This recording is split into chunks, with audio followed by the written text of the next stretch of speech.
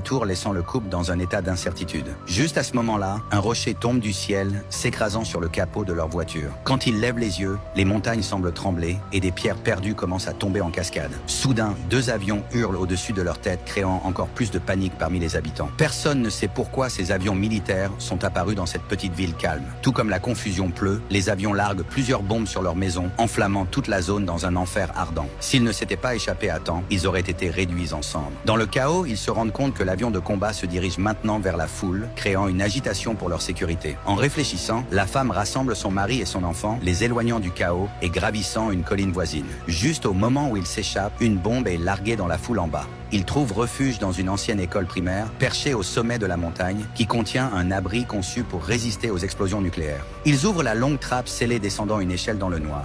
Juste au moment où ils ferment la trappe derrière eux, une barrage de bombes pleut d'en haut. Heureusement, l'abri est suffisamment solide pour être protégé du mal et ils poussent un soupir de soulagement, sachant qu'ils ont trouvé la sécurité, du moins pour le moment.